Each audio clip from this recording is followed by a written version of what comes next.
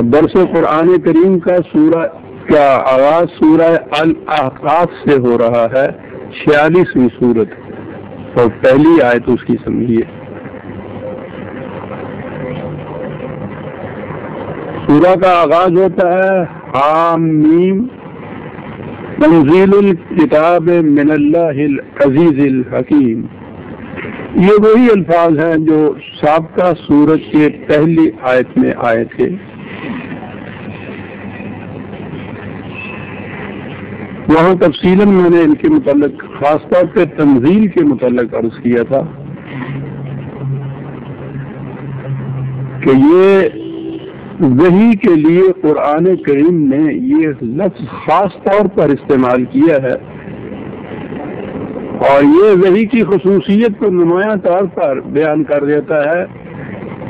میں نے عرض کیا تھا کہ انسانی علم اس کی فکر کی تخلیق ہوتا ہے تو وہ سبجیکٹو ہوتا ہے، اس کے اندر سے باہر آتا ہے۔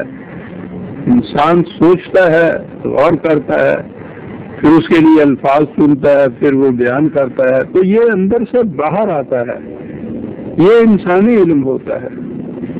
اور ایک علم ہے خصوصیت سے کہ جو انسان کے لیے خارج سے انسان کو ملتا ہے،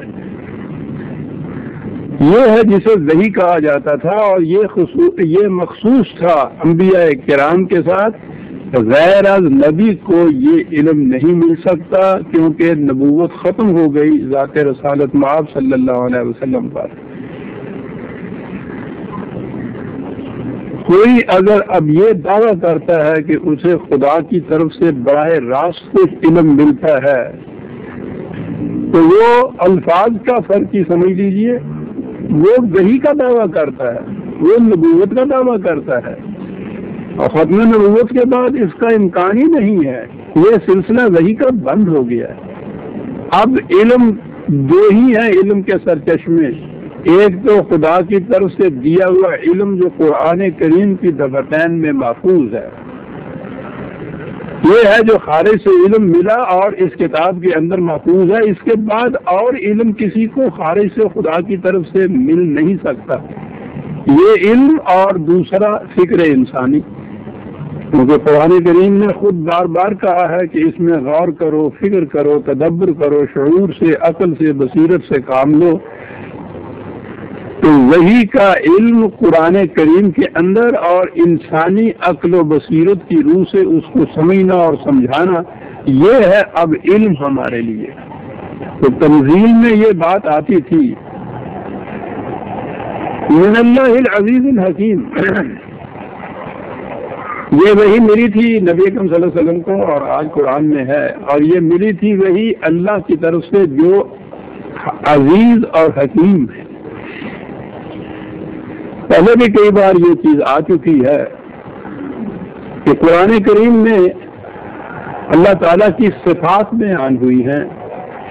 یاد رکھیے، ہم ذات باری تعالیٰ کے متعلق تو کوئی تصور میں بھی نہیں لا سکتے کہ وہ کیا ہے، کیسی ہے، اس کی کنہ اور حقیقت کیا ہے، ماہیت کیا ہے، تصور میں بھی نہیں لا سکتے۔ وہ انسانی فکر سے ماوراء ہے۔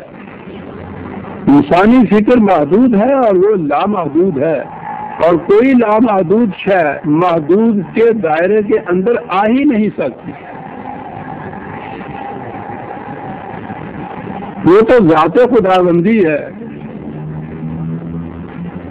ہم تو اس کی یہ صفت کہ وہ ازلی ہے، اس کو بھی ذہن میں نہیں لا سکتے۔ ذہن انسانی تو کسی وقت سے شروع ہوتا ہے، اور ازل کے معنی یا ابد کے معنی تو ہوتا ہے جس میں وقت ہوتا ہی نہیں ہے۔ ہم تصور ہی نہیں کر سکتے کہ وہ کب سے خدا ہے۔ تو ذات خداوندی کے متعلق تو ہم کوئی تصور نہیں کر سکتے، اسی لیے اس نے اپنی صفات سے اپنا تعارف کرایا ہے۔ یہ صفات خداوندی ہے، اور وہ الف نام کے ساتھ ہیں، جس کے معنی ہے کہ یہ مخصوص ہے خدا کے لیے، لیکن ان کے بیان کرنے کا مقصد صرف یہی نہیں کہ خدا کی ایسی صفات ہیں، بلکہ یہ کہ وہ بندہ مولا صفات، جس کو کہا اقبال نے یہ اس لیے دی گئی ہے کہ انسان علی حد بشریت، جتنا بشریت کی حد کے اندر ممکن ہے اپنے اندر یہ صفات پیدا کرے. تو گویا یہ بشریت کی حد کے اندر مومن کی صفات ہیں. اور انفرادی طور حیثیت سے آگے بڑھیے تو امت مسلمہ کی صفات ہیں. یہ ایک مومن کو ایسا ہونا چاہیے، اور انہی مومنین پر مشتمل جو امت متشکل ہوتی ہے اس امت کو ایسا ہونا چاہیے. تو صفات تو بہت سی ہیں قرآن کریم کے اندر. اب ذہن میں رکھیے کہ یہ امت مسلمہ جو ہے اسے ان صفات کا حامل ہونا چاہیے جتنا بشریت کی حد کے اندر ممکن ہے. خدا کی یہ صفتیں لامنتہا، انسانوں کے اندر آ کر یہ محدود، لیکن مومن یا امت مسلمہ وہ ہے جن کے اندر خدا کی یہ صفات منعکس ہوتی ہیں. اب یہی جو صفت ہیں، ہاں قرآن کریم نے عزیز اور حکیم کو اکٹھا بیان کیا ہے. بڑی اہم صفات ہیں.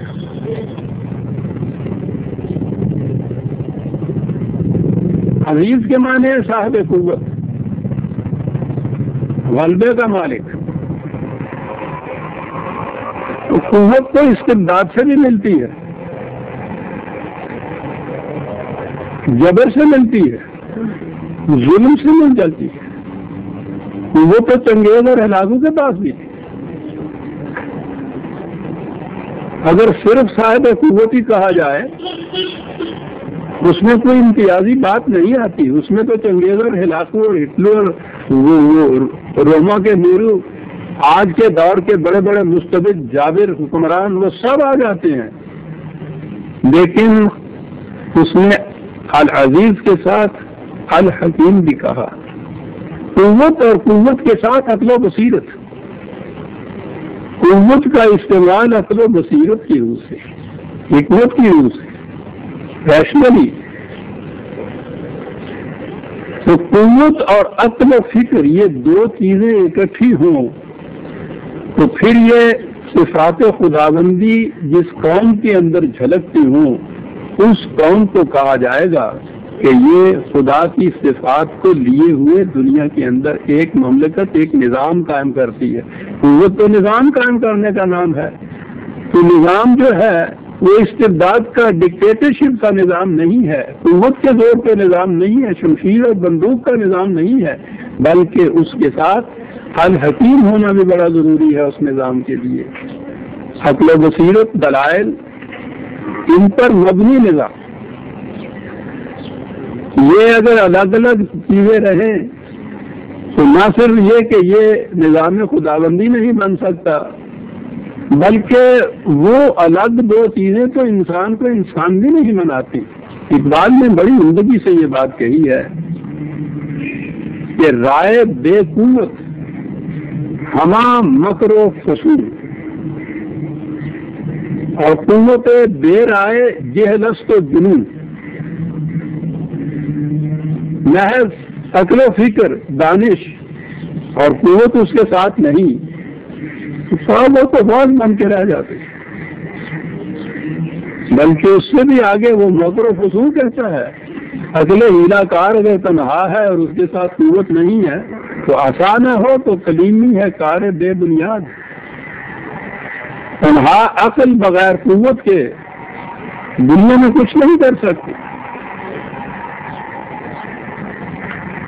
تاریخ میں ہمیں نظر آتا ہے حکمت یا فلسفہ جسے کہتے ہیں، اس کا آغاز اس کے ابوالآباء جنہیں کہیے یونان کی سرزمین ہے. آج سے 2500 سال پہلے سقراط اور پلیٹو وغیرہ وہ اسی دور میں یونان میں ہوئے، اور وہی ہیں حکمت یا فلسفہ کے آج تک ابتدائی بانی. اسی لیے ابوالآباء کہا جاتا ہے سقراط کو.